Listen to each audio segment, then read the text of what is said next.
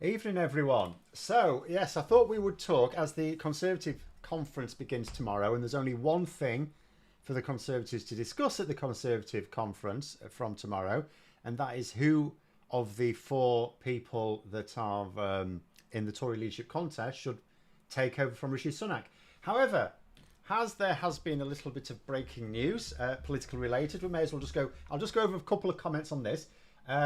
So Rosie Duffield, who is, what's the polite way they describe themselves? Gender critical, basically transphobic. Labour MP, no longer a Labour MP, she's decided to quit. Now, in her letter, she has attacked the sort of, the donations row. In reality, for whatever reason she has chosen to resign is definitely not over that. Because remember, all of this stuff with the donations, none of it is like out of the ordinary. It's only because the media are going on about it. There's absolutely nothing out of the ordinary with anything. Cannot stress that enough. Some members of the public are going, oh, well, I don't agree with this or I don't agree with that. It's okay, you can have those views, but then you're saying you don't agree with things that have been going on for like decades. So I don't know why she's resigned, but I would just say good riddance. But as I described her on Twitter, she is now going to be like Andrew Bridgen was in the last parliament. Now, he had the whip withdrawn rather than resigning, but she'll basically be like the crazy one now who will be there. If you're going to see her at all, it will be on a Friday afternoon where, if you're a backbencher and you want to discuss something, those are the slots you can easily get. There'll be no one there. Most MPs will be back at their constituencies, doing surgeries and things like that. Nigel Farage might even do the odd one here and there just to stop having to listen to her.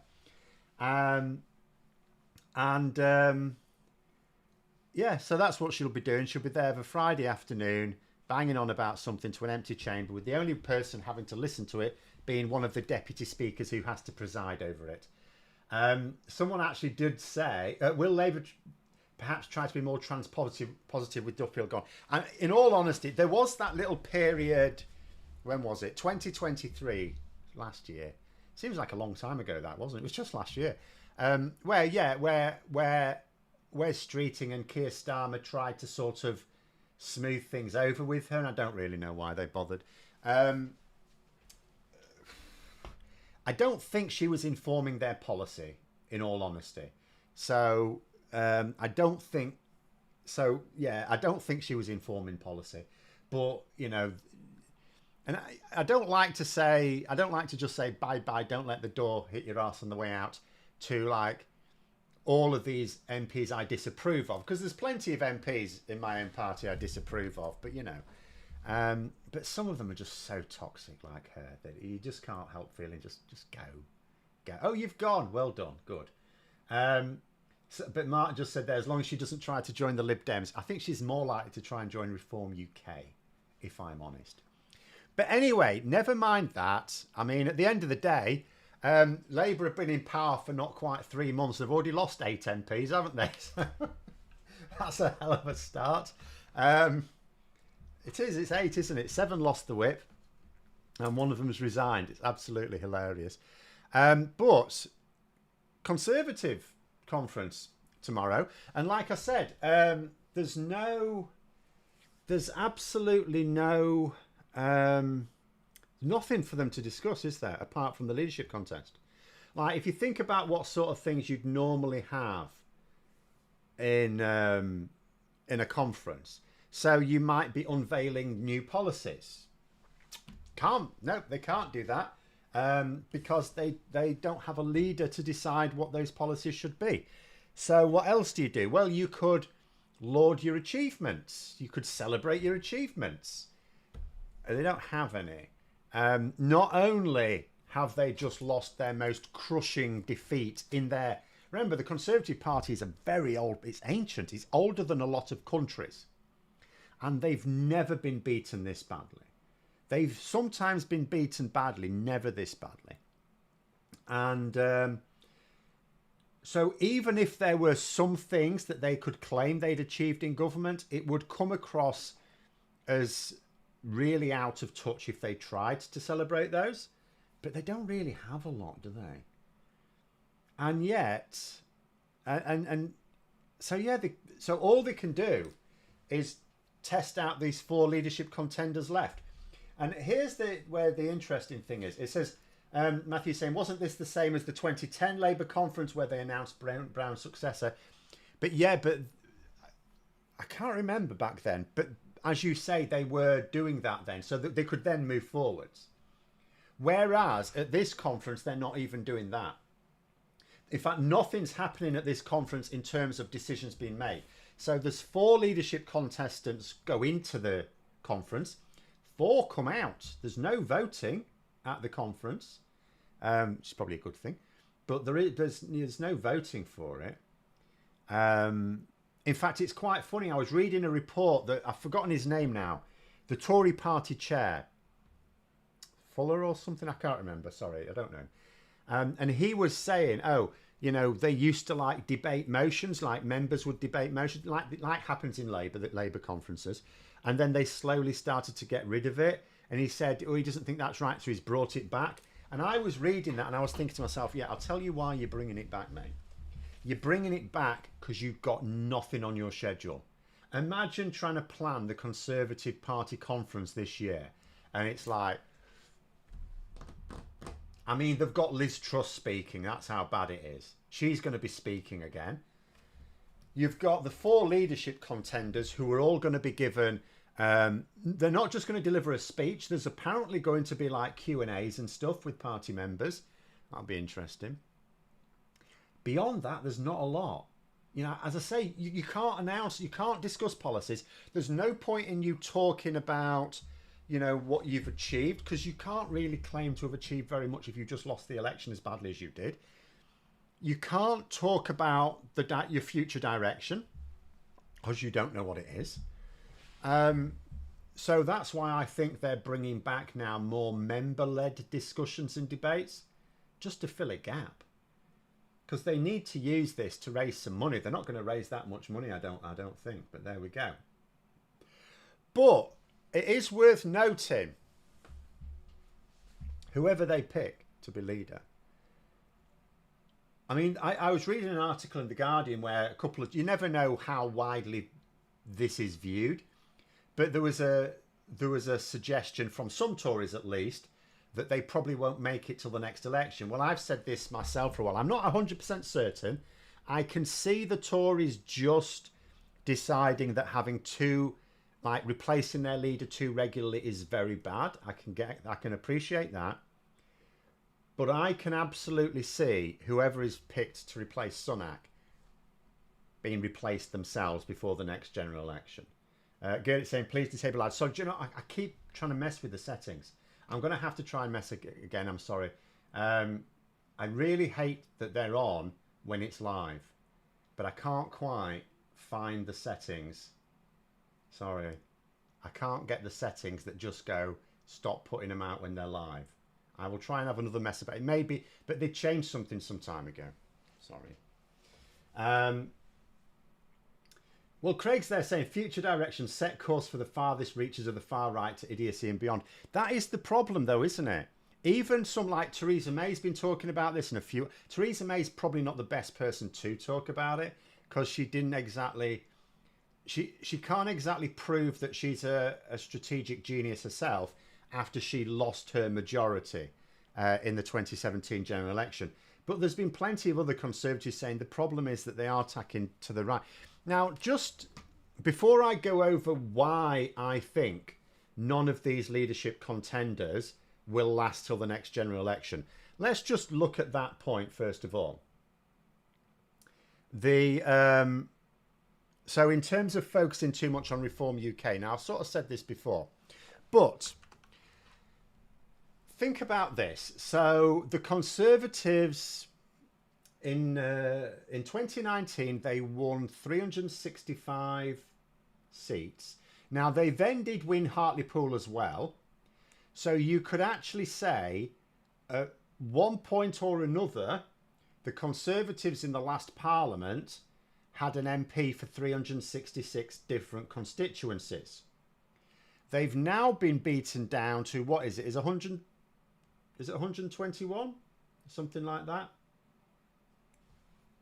121, I think it is. So they've basically lost not far off 250 seats. Now, some of those were lost before the general election, of course, in by-elections. But over the, from where they were, they've basically lost close to 250 seats. Now, think about where they lost them to. They lost 4 of them to Reform UK. Thank you, Derek. It is 121. So they lost 4 of them to Reform UK. That's it. Just 4 of those 240 odd seats went to Reform UK. Another one went to the SNP. Remember, Douglas Ross lost his seat to the SNP. I thought that was hilarious. Another 2 were lost to the Greens. So you basically got, that's 7 seats gone. The rest of them went, I think, exclusively to Labour or the Lib Dems. There might have been the odd 1 or 2 others somewhere else, maybe, but I'm not sure there are. So basically, they lost about 240 seats. Oh, the Tories had 367 if you count SNP defect to Lisa Cameron. That's a good point. I had forgotten that. Yes, that is true. Yes. But they were never going to hold on to that one. So they hadn't won that seat, so I won't actually count it. So about 240 seats. Oh, it was 2 to Plaid as well. Okay, thank you. So close to 240 seats were lost to Labour and the Lib Dems. Labour and the Lib Dems. Independents like Corbyn, I think most of those would have been... I think probably... So some of those were Labour. I'd have to check. The odd one of the independents may have taken over from the Conservatives. That is possibly true. But it's still, I mean, you're still talking, literally losing 2/3. You're still talking nearly 240 seats lost to Labour and the Lib Dems. So you lose 4 seats to Reform UK. You lose roughly 240 seats to Labour and the Lib Dems. And part of the reason for that is because they were focusing on Reform UK, who were a much smaller threat to them in terms of seats being lost than should be the case. And I know Reform UK were taking votes off them in the seats they lost to the Lib Dems and Labour. I know that. But the people who took those seats were Labour and the Lib Dems. And the Tory leadership contenders right now are still going to be focusing on Reform UK. That's what they're all doing. All of them. Or the ones left. All of the ones left are still focusing on Reform UK. And not... They keep talking about, oh yeah, we're going to take the fight to Labour. And it's like, by trying to become Reform UK like, how is that taking the fight to Labour? And because all it means is splitting your votes again. It just helps Labour. And then they're not even talking about the Lib Dems. They're not even talking about them. But there we go. Some people are talking about they went to the Rejoin March today. I saw it was decent weather. Very good. I unfortunately couldn't go myself. I was going to go. I've been to the others and I wanted to go to this one. Unfortunately, I got a bit ill. So in terms of donation rows, my wife came home from work with a bit of a bug and very kindly donated it to me. But never mind.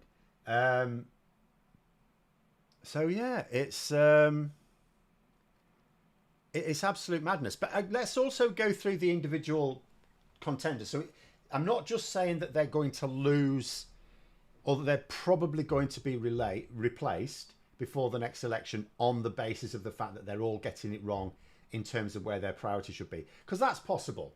You could be talking in 2 or 3 years' time. Because in terms of how the Parliament's likely to go, so we're probably going to start to see major benefits of Labour's policies, assuming they're getting them right, in about 2 years' time.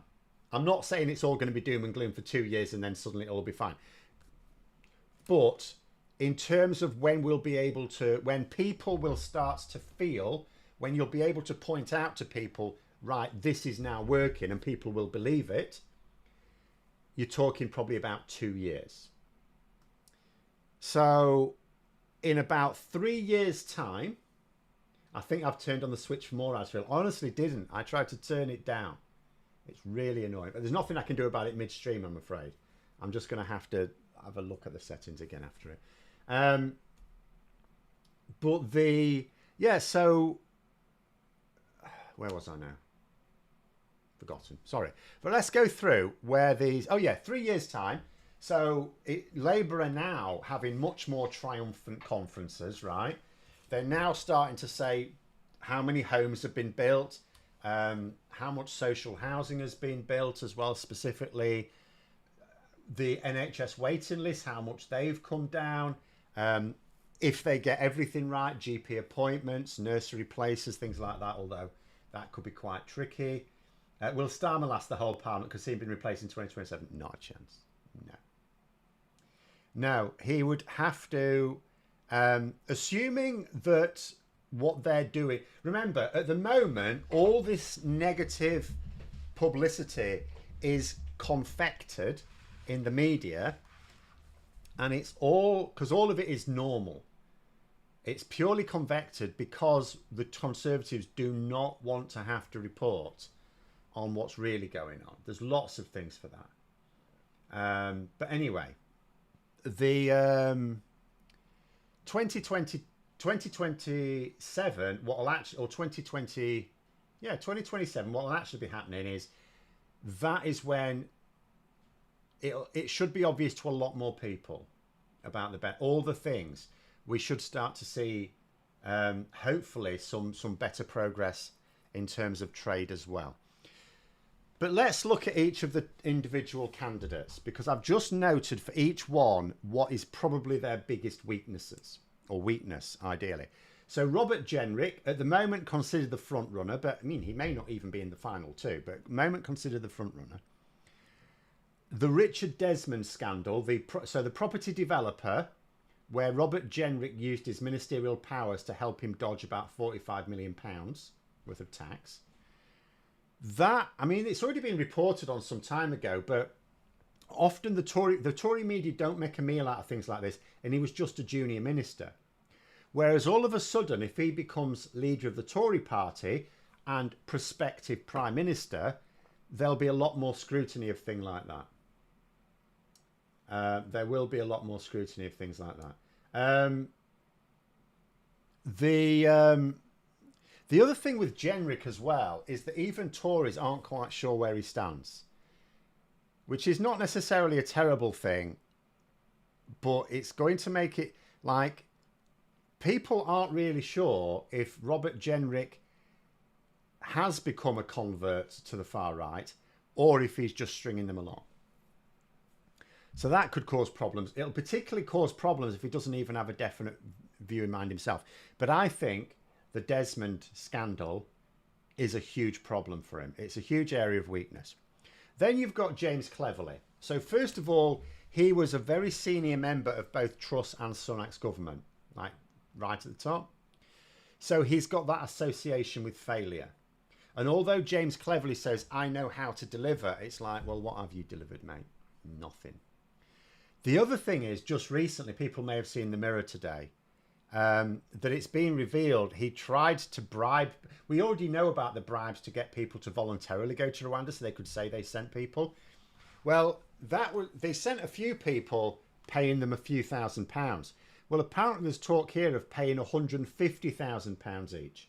£150,000 to travel to Rwanda. It was going to cost £30 million just to send something like 200 people so that they could get to claim, oh, look, we're sending them now, because that was the plan, apparently.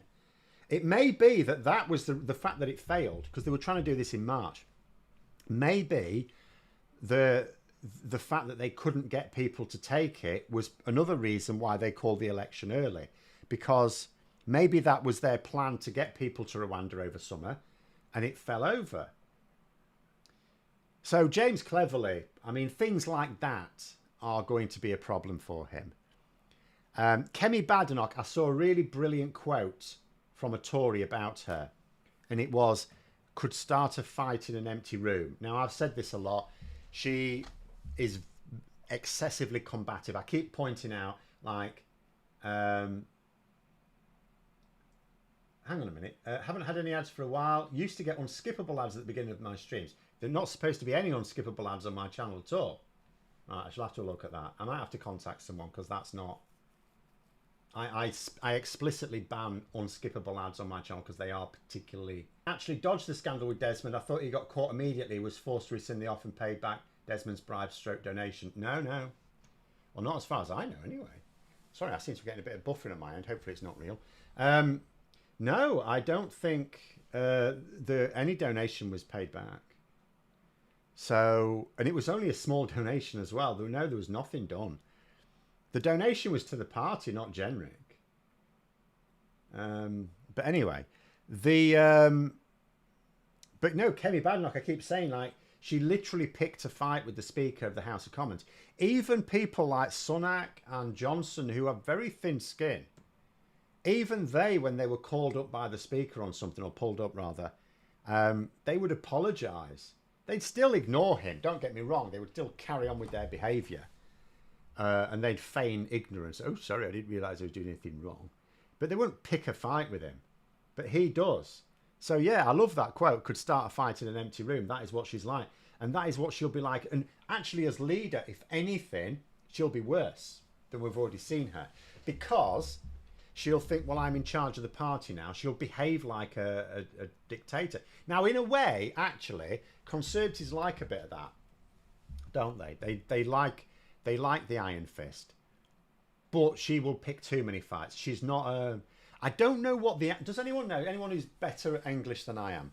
Does anyone know what the antonym for diplomat is? Because whatever it is would describe her perfectly. She is the opposite of diplomatic. Then you've got Tom Tugendhat. Sorry, someone just said, I can't find it now. Matthew there saying, Tugendhat will be eliminated next. He may well be. He may well be. And I would say he's made absolutely no impact on this contest. But I would also say, I think his biggest problem is the Convention on Human Rights, European Convention on Human Rights issue. So he says on the one hand, oh, there's certain bits of it that are absolutely no good to us and we need to drop. But he also needs to warmonger. No, not necessarily. Because even a warmonger has to have some diplomatic skills to gather allies for their war. But like Putin, for example, has his allies. So he's diplomatic. He's also a warmonger, right? But no, Tom Tugendhat. So he's saying about this European Convention on Human Rights. Oh, we don't have to leave it. We just drop the bits we don't like. Oh, it's totally fine. You can do that. It's like, well, no, you can't. No, you can't. What he appears to be talking about is sometimes there are elements of it you can drop in an emergency. It's a bit like, you know, we know about the EU single market, free movement, but, and indeed Schengen free movement, but in 2020, as COVID was ravaging Europe, individual EU member states closed their borders to others, or at least heavily restricted them. That's because it was an emergency. So you can suspend parts of a treaty at times due to emergency conditions. You can't just drop them when you feel like it, when it's politically expedient. And Tom Tugendhat, if he became leader, would absolutely have to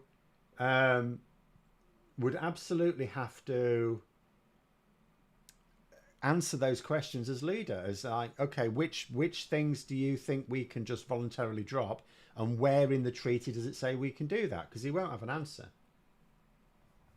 And the thing is as well, it won't just be Labour doing that. In fact, Labour won't even bother holding him to account on that one. That'll actually be the Tory media, because there are those who want us to leave. Remember, it's Brexit Part 2. They want us to leave the European Convention on Human Rights. So if Tom Tugendhat became Conservative leader saying, oh yeah, we need to do these things, but we don't need to leave the convention, and they're wanting us to leave, right? They will be the ones that ask him the awkward questions on it, and he will fall to pieces because he won't be able to. So all of them have got major problems.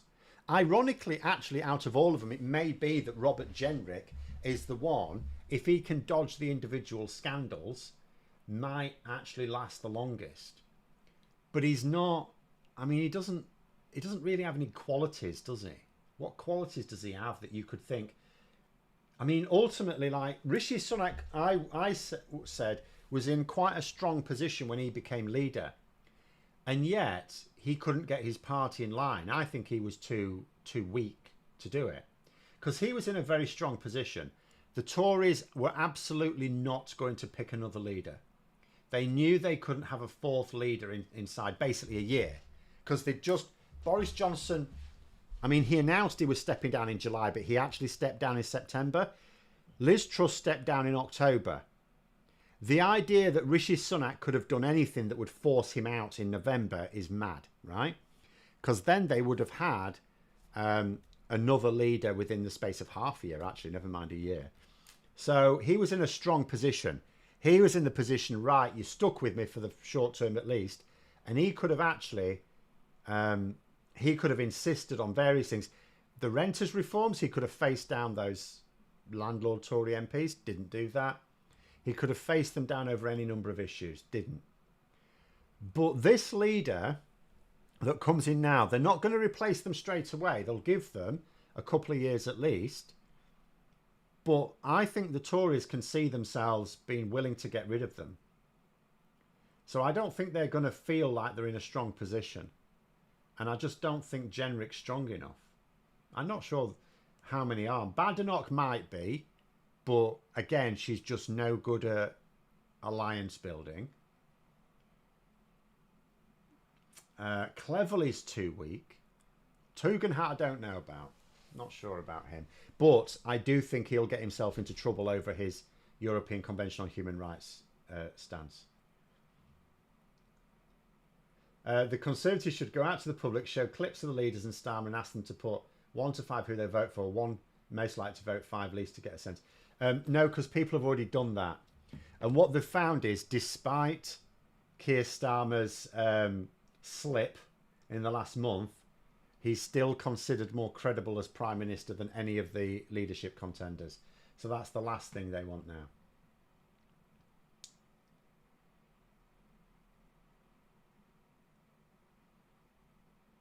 But anyway.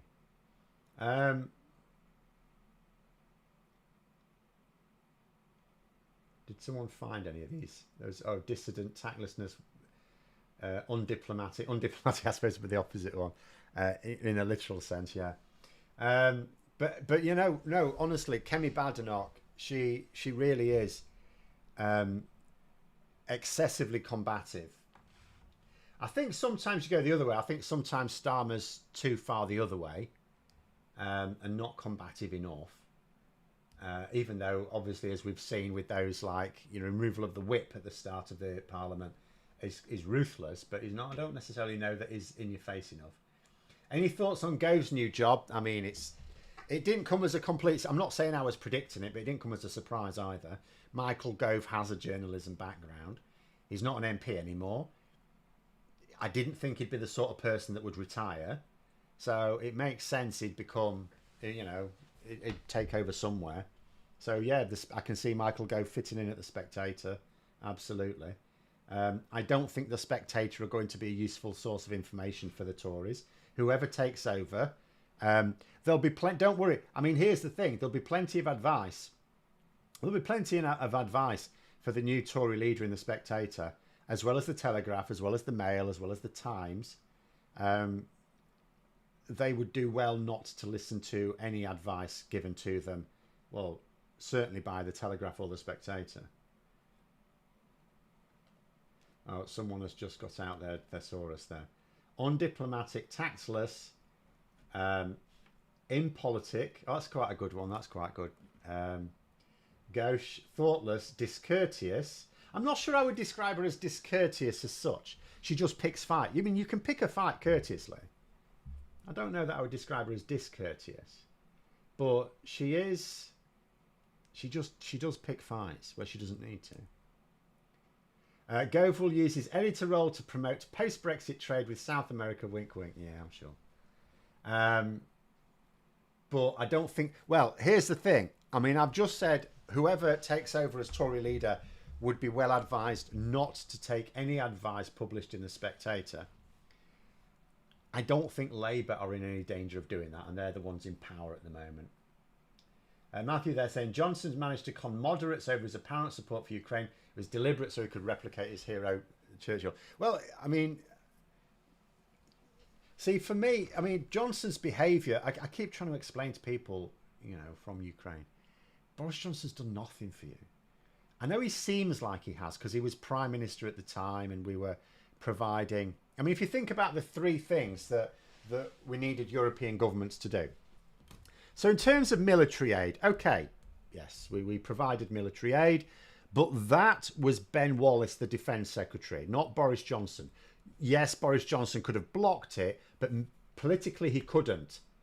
Boris, you know, his party, although they've taken a lot of money from Russia and things like that, a lot of his party were very uncomfortable with, for example, Boris Johnson's links to people who are close to the Kremlin, quite frankly. They allowed it to happen. You know, in their eyes, it's like part of the greater good. Well, you know, we're not going to argue too much because it's helping us win elections. But they didn't like it. So politically, we were never not going to be supporting Ukraine militarily. But the actual support came via Defence Secretary Ben Wallace. All Johnson did was not block it. Then there were sanctions. We actually let a load of Russian oligarchs off. We gave them a massive amount of time. We basically gave them advance warning. Oh, we're going to sort of apply sanctions to you in a few months. Giving them plenty of time to liquidise assets and bugger off out of the country if they were going to be affected, or move their assets out of the country. And even then, we still have, you know, there were plenty that were just allowed to... Nothing really happened. They made a bit of an example of Roman Abramovich because he was famous. He's a famous Russian oligarch. So they made an example of his in the assumption that lots of people would think, oh, well, if we're picking on him, we'll be picking on all the others. No, we weren't. And then the third thing was helping refugees. We did eventually take refugees in, but it was a long time, much later than the rest of Europe. So I would just say, no, he did nothing to help. He was helping Putin. Even then, he was still doing what he could to help Putin. It's just that the political will, even within his party, because the Conservative Party in this regard is nothing like the Republican Party. Like, Republicans have gone full MAGA. The Conservative Party is like full Brexit, which is like the equivalent, but it will never... Like, I still find it incredible that Donald Trump can actually publicly praise Putin. I find it weird. As someone who grew up in the 80s at the arse end of the Cold War, I find it incredible that any American presidential candidate representing the Republicans, of all people, can actually talk in sympathetic terms, praiseworthy terms, about a Russian president who is invading Europe. I find it incredible. Whereas the Conservatives wouldn't do that. They wouldn't allow their leader to publicly back Putin at all. John there saying you cannot support Ukraine and Trump at the same time Johnson attempts to. So Johnson's argument is that by supporting Trump, he can become influential with him and persuade him to carry on supporting Ukraine. I don't believe he thinks that for a second. But that's the argument he makes. And it's an argument, it's like, well, you know, yes, in theory, if you think you can work with someone to try and nudge them towards better outcomes, sure, whatever. But Boris Johnson is not a diplomat. And also he's got no business representing us. He shouldn't actually be allowed out of the country. But there we go. I'm sorry, it's saying, I'll say it again since you seem to have missed it. The ads at the beginning during streams are completely not spelling. No, I didn't miss it. I've read that out from a few. Sorry. I will have to have a look at the end of it. But I don't... Yeah, I don't have... There's some settings, they're not very good settings. I tried one which I thought would downplay them. And now people are telling me it's made it worse. So I'll just have to... I don't know. I'll at least go back to the old settings if I can. SFAX there saying, from what I gather, it was mostly British people helping refugees. Government just tried to make a lot of obstacles. So there were a lot of obstacles, but at the end of the day, we did still need the government to allow it for British people. It is true that what happened was they had to find people who would put them up. Now, I know, like, a friend of my wife put a few up because they've got a very big house. And they're now sort of living independently here. But to begin with, they had to find somewhere they could live. So, yeah, they did make it complicated. But it did at least happen. But it happened after a long time. But there we go. James, they're saying Russia's now a vassal of China with Iran and North Korea. Well, it sort of is, yes. Putin has whatever happens, he's massively weakened himself. Because he is now, China have basically got the upper hand there. Really, honestly, whatever happens, Putin surely has blown it. It's just I'd rather he stopped doing quite so much damage to people's lives.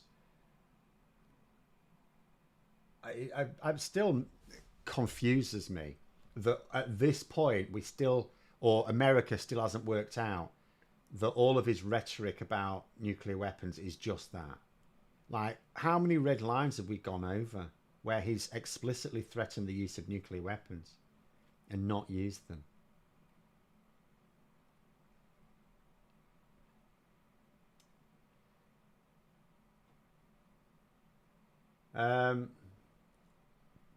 Boris Johnson put a Russian in the House of Lords, the son of a KGB officer. Well, it's more than that as well. It's not just the familial link.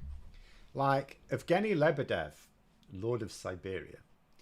There's two things. First of all, to be able to use that title, because that's part of Russia, right? So he needed permission from the Russian government. So the Russian government gave him permission to use that title. Which means they were loving it. They think it's hilarious that we have allowed one of theirs into our parliament. But the second thing is, Lebedev derives his wealth directly from Putin's patronage. It's not just that he happens to be the son of a KGB colonel who was actively spying on the UK during the Cold War. He himself requires Putin's patronage for his wealth. So it's an absolute nonsense. But there we go. Will the press lay off Labour once the new Tory leaders in place and shift their focus to pathetic praise of the Tories? Well, no, because they exist to try and trip up Labour wherever they can. However, they may have to move to other things. At the moment, Labour have a couple of problems in particular in terms of reporting. First of all, obviously, the media exist specifically to try and keep the Conservatives in power. So, but secondly, because not all of the media exists for that purpose. Some of them just need the clicks like everyone else. But there's a bit of a vacuum.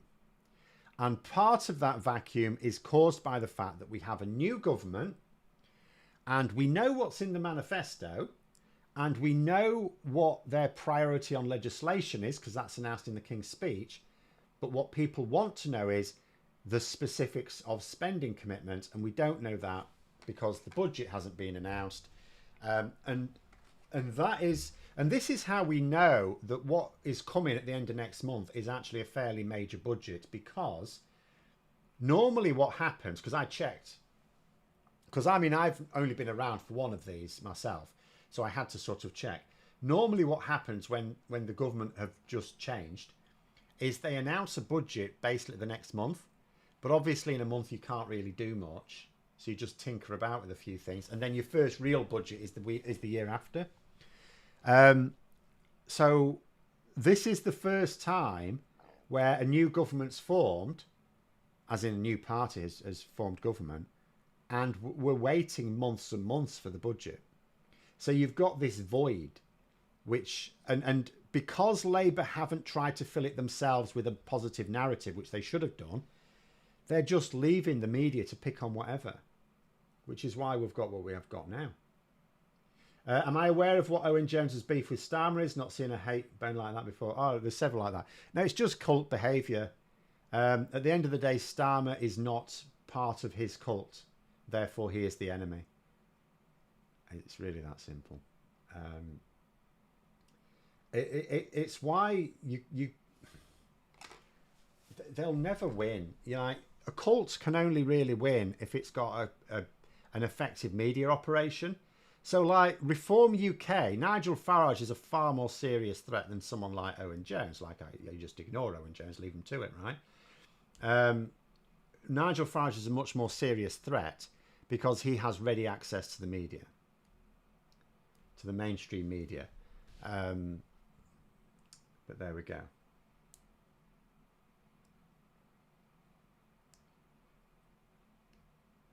Dreading the budget. We all know that it could literally be the best budget ever conceived, but the next day 90% of the media will be saying it's going to cause the end of the world. Well, they will, but that's the only people that really matter in terms of the aftermath of the budget are guilt investors. That's what I was talking about in my video today. All we need it to do is not repeat Liz Truss's antics. So we just basically need to make sure that it gives investors confidence.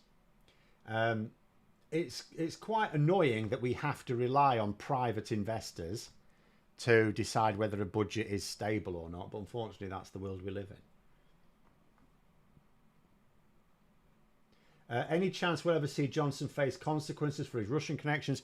I strongly suspect not, unless... I strongly suspect there'll be no specific investigation into it. So information would have to come to light that would then force an investigation. It is possible he'd be more likely to face consequences for COVID, because I might talk about this in a video tomorrow, because I'm still seeing Tories talking about like bringing Boris Johnson back, because in their minds they're thinking, well, you know, all of these leadership contenders are really bad. So partway through the election cycle, the parliamentary cycle, it'll be obvious that they're not taking the fight to Labour. They'll be doing badly in the polls. So we'll get rid of them. And we'll, you know, and one of them was saying that would be a good time for Boris Johnson to come back, because they recognise that Boris Johnson doesn't want to be leader of the opposition. He wants to be prime minister. So he'll want to come back about 2 years before the election. In fact, this person, I was reading this article, they were saying, oh, he'll want to make sure he's got about 10 million in the bank. So in other words, and the fact is that they have no problem with supporting someone who would be so mercantile. But anyway, never mind. That is the difference, isn't it? But they're forgetting, just like these same people forgot, whenever they said Boris Johnson should never have resigned, it's like, you seem to be forgetting he was going to be suspended from Parliament for lying. That would have been curtains for your party, right? The fact that it has been curtains for their party pretty much is down to the fact they picked two very unsuitable leaders to take over, not the fact that Boris Johnson resigned. It's the fact that they picked two idiots to replace him. But they're forgetting something else now. The COVID inquiry is still going on. If you go forward 2 or 3 years and then think this is a good time for Boris Johnson to come back, the COVID inquiry is finished. A lot of the findings are known. Rachel Reeves, remember, she's chasing after a load of COVID fraud. That's going to turn over. That's going to start exposing a lot of these dodgy contracts for which Boris Johnson was largely responsible as Prime Minister. You know, I think in the next few... Sorry about the ads. I will really try and make sure that doesn't happen next week. The next few years could well see a lot more coming out about Boris Johnson's role in COVID more than Partygate. And so the idea, because they might imagine themselves that Boris Johnson might, you know, the passage of time might heal some of the damage done to Johnson's reputation. And that's possible. I can't rule it out. You know, I will definitely say, rather than dismiss Johnson out of hand, I will definitely say, you know, he has charisma, Keir Starmer does not. So if Boris Johnson could get a load of people to sort of forget about, why he lost that support in the first place, sure, he could be a threat. But I would think that what's coming out of the COVID inquiry and what's going to come out, because remember, they haven't even got to procurement yet, that's next year. But by the time Boris Johnson's thinking about coming back, the procurement module will be done, the whole inquiry will be done.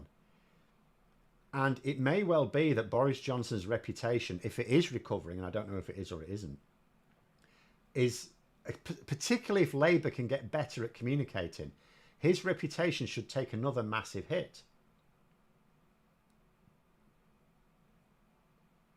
Point said, I've got to say, I'm somewhat jealous of Liz Truss. I wish I had a tenth of her self-confidence. Unfortunately, it's born of lunacy.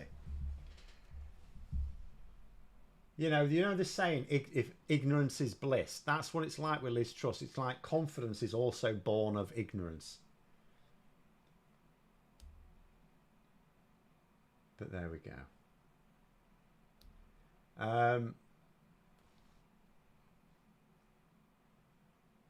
Tories blamed everyone else for their problems. Media was agreeing with them that Labour were the problem. Labour trying to blame the Tories, the media is defending them. So, this is why Labour, the Tories got away without actually, so what the Tories would say is, oh, this is all Labour's fault. We're having to do this because it's Labour's fault.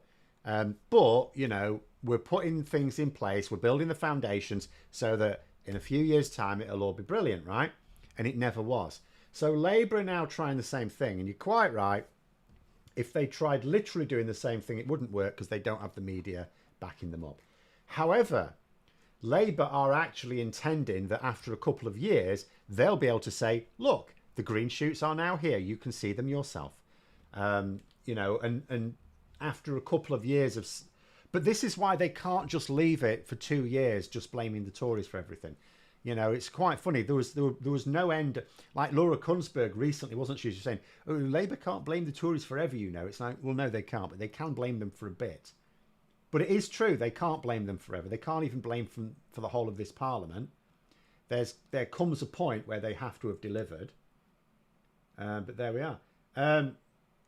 Did I see Archer being interviewed about MP's corruption? No irony detectable Sky. What, Jeffrey Archer? Seriously? The man who was sent to prison for perjury. Although I will say I did have a certain amount of sympathy for him at the time. Because essentially he was lying about his private life, which had no bearing on his public duties. So as far as I was concerned, it was none of the media's business. But still, I mean, you don't lie in court. Wow, okay. I get Labour can't get the press to behave without legislation, but can't they do something about BBC bias now? They can, and I strongly suspect they will, because Lisa Nandy has in the past been a vocal supporter of reform of the BBC, and she is Culture Secretary now. It's just obviously not something they're going to do overnight. But I do think that they are likely to do something about it. It would be utterly ridiculous for me, for Labour, not to realise that they have the power to actually improve the standard of media. And I know they can't turn it all, around overnight, or possibly even ever, but they can certainly toughen up the enforcement of existing regulation and then increase regulation. I know that if they do too much too soon, they'll be accused of attacking the free press. But a little bit, Ivan saying press and media reform must be a priority for Labour. It really should. And I know, and in theory, it could be without them saying so. But I'm not really seeing the evidence. Because if they're going to carry on being very bad... See, at least during the last Labour government with Blair and Campbell, they were quite effective media performers. The current crop are not at all. They're terrible, in fact. Is Lisa Nandy just waiting for contracts to expire then make a move? No, I don't know, in all honesty, but I would hope that what she's actually trying to do is work on ways. Because, you could just say replacing certain key people, which is entirely within her power. The Tories did it. She can do it. That would help a lot. But if she's looking at more reform than just, switching people about, then she'll probably have to make sure she's working that out. She won't necessarily have planned. Remember, she was not supposed to be culture secretary. If you recall, she only became culture secretary because the previous intended occupant lost their seat. So yeah, she wasn't supposed to be. So she's coming to the job, although she's got views on media reform. She won't have been actively working on them. So we will just have to see. But if we get to the end of this Parliament and Labour haven't done, I'm not expecting lots, but if they haven't done anything on media reform, then, if all they do is focus on social media, which is all they're publicly talking about, then it'll be like they're trying to lose the election. I don't think they will, but it's like, they built up this reputation in opposition of being laser focused on the election and really ruthlessly focused on it in a way that they didn't have to be as ruthless. And if in government they are suddenly nowhere near as ruthless, then you'll just think, well, what are you doing? Because actually it's harder. It's harder to stay in power than it is to win power at times. The BBC chair, Director General, the political editor, all Tories. Yeah. In theory, that's actually okay, as long as they're professional. Because you can have political beliefs and still keep them out of your work. But obviously these people don't. David there saying he didn't just lie in court, he went on to sue the periodical Scallywag out of business, so I'm less sympathetic. I'm not sure I know about that, in all honesty. They also need to get rid of that Kunzberg on Sunday mornings. Well, I mean, obviously Labour can't do that. That would be very obvious interference, political interference. They can change, they can make some appointments, and they can make appointments that would maybe say, oh, Laura, your views are a bit shit, aren't they?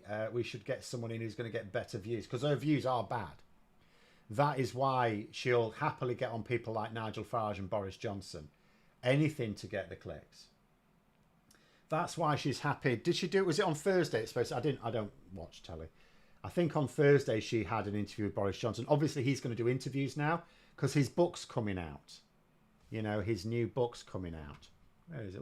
Where's that thing I did? Hold on. I did the actual book cover. I don't know what it looks like now. I know they changed it. But I did my own version, didn't I? This is what they should have gone with. So his book is out next month. So Boris Johnson is now going to be hyping that. He'd have sold more copies if he'd have done that. But I'm sure he'll make lots of money out of it. Particularly as it includes passages where he seems to boast about the fact he wanted to invade the Netherlands. I saw someone on Twitter have a good take on it. So Boris, for those who don't know, I mean, this was reported on some time ago. I did a video some time ago on it. But I just can't believe he's boasting about it. But it was the idea that he wanted the military to launch a raid on a stockpile of vaccines in the Netherlands, basically invade the Netherlands, steal their vaccines and bring them back to the UK. And someone's take on that was Boris Johnson saying, I want to swim to the Netherlands to get some drugs, which is what it basically amounted to.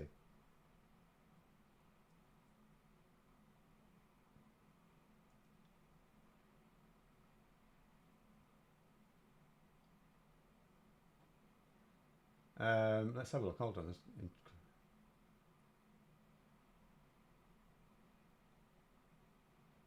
Oh, Power to the People's just making the point there about getting rid of Kunzberg. Damn right they do. I get a few new views every Sunday in my video about her because she offends a whole new load of people every week. In a way, though, sometimes that is a reason to keep her. I mean, the reason not to keep her is her views apparently are quite bad. Or should we put it this way? They're much worse than Andrew Marr's were. She took over from Andrew Marr when he went to LBC. But outrage generates wider clicks. So you could argue that the BBC may think that, you know, if you post it, so someone like Haggis UK or Farouk, someone like that, who regularly clips these things and puts them on Twitter, if they're getting shared around on Twitter, then they're getting a lot of engagement that way, because negative engagement is still engagement. So in actual, you know, in terms of an argument for getting rid of someone having no impact at all is generally the argument. Victoria Derbyshire would be ideal to replace Laura Kunsberg. So what I would say is, as long as the ideal person to replace her actually is someone, it's not so much a person, although Laura Kunsberg is not suitable. So Victoria Derbyshire would be good. What needs to happen though is the producers of the show needs to maintain a bit of professionalism, because consider this. So Andrew Marr, he is a different person on LBC than he was on the BBC, isn't he? Anyone who's watched Andrew Marr when it was the Andrew Marr show on the BBC and sees him now on LBC, it's very different. And that's because he has less editorial control over what he can and can't say on LBC. We obviously know that there are, like LBC like to try and claim, oh, you know, we don't tell our presenters what they can and can't say, obviously within the bounds of regulation and stuff. We know that's not true. After Sanjita was summarily dismissed, for example, but they are freer. They have a freer hand than at the BBC. So what I would say is, if all they did was put Victoria Derbyshire in, but then turned her into, let's say, whatever they turned Andrew Marr into, that still won't help. Ultimately, what needs to happen is, it's not about the person, as long as they get someone credible. It's more about the editorial standards. That's what matters more than the individual on the seat.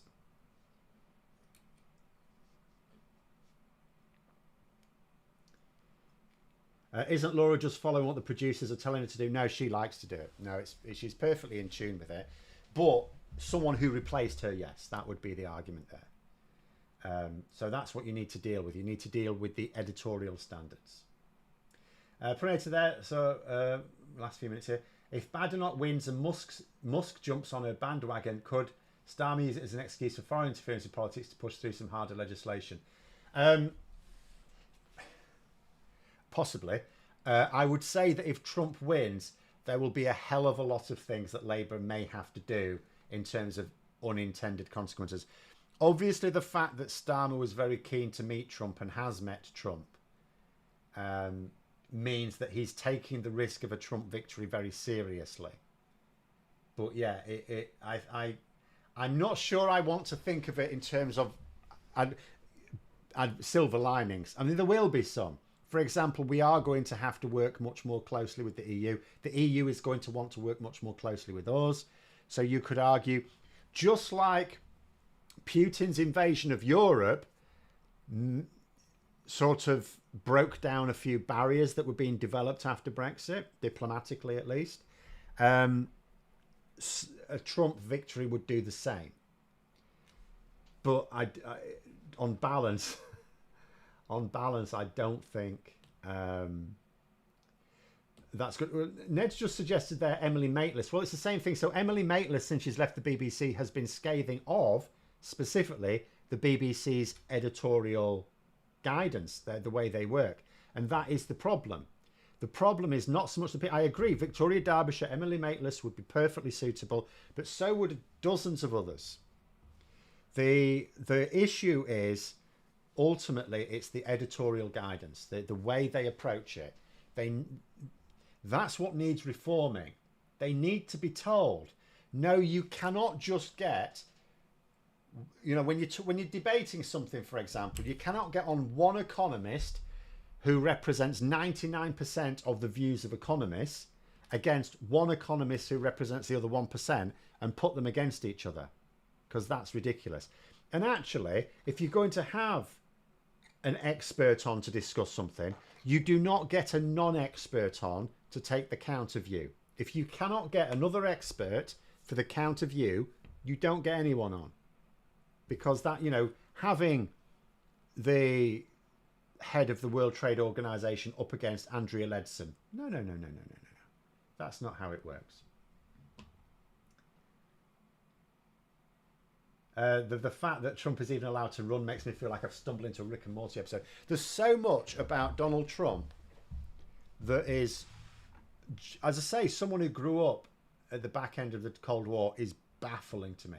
Like, can you imagine the party of Ronald Reagan? Because Ronald Reagan basically changed the Republicans, just like Thatcher did the Conservatives. Can you imagine, like, the party of Ronald Reagan wanting to say that Russia is the ally and Europe is the enemy? It's just mad. It's just so, and it seemed to happen so quickly. This change happened so quickly, so readily. Their supporters bought it so easily. Sorry, my throat's going. Oh dear. I'm going to have to have a hot drink after this. But anyway. Emily Maitlis now with the news agents. All of these people, she could easily go back. If the BBC was reformed and was going to do a decent job, of course she would go back. Well, she may do. But again, as I say, it's no point in just changing who's on the seat. If, because they're like a train. If the tracks are still going the wrong way, then there's not a lot the driver can do. Matt, they're saying if you can't get an expert with a counter view, all the experts must be correct. Well, there is that. But as I say, sometimes you can get, like, it can literally be the case. 99% of the experts have this opinion. 1% have the counter opinion. And the 1% could be right, but on the balance of probability, you would say probably not. And then they put one of each on, and it sounds like opinion is divided. So that's false equivalence as well. So even that shouldn't happen. I think it was Emily Maitlis, did she not? She, the one who said things like, you'd ring up and within half an hour you'd have an economist who would talk about the problems with Brexit. And it would take them hours to find one who would talk about the benefits of Brexit. And yet they would do that. They would put in those hours to get that person because they felt they needed it for balance. But that's not balance. That's not balance. It's not the job of the news to balance imbalance. It's the job to report it. If there is an imbalance, it's their job to report that. It's their job to say, actually, almost every economist thinks that Brexit is a mad idea. That was their job and they didn't do it. But anyway. Kunzberg is objectively a bad interview. Yes, that is another important point. It's not just that everyone's going to be politically biased. I don't believe anyone who can work in journalism will, because if you're going to spend your days as someone in current affairs or politics, right? If you're going to spend your days researching politics and asking politicians questions and things like that, you are, of course, going to form political views. So you're always going to have your bias. But it is possible to be aware of your own bias and account for it to be objective. Laura Kunzberg, it doesn't do that. She doesn't try to be objective, but it is also that she's also not competent. You are correct. She's not actually competent enough. I'm not saying, she'd be completely useless as a journalist, but she's not competent enough for the position she occupies. What does she get paid? About £350,000 a year or something as well. Ridiculous money. To basically be the Tories' plant at the BBC. But anyway, we'll have to leave it there. Thanks very much for coming on, everyone. Have a very good evening. We may have some fun times to come in the next few days anyway. I'm looking forward to Liz Truss's speech at the conference. I'm going to try and find out what she said. I wonder if she can find the exit this time. But have a good rest of evening anyway. Thanks for coming on. I will try and sort out the ad settings. And until next time, I'll see you later.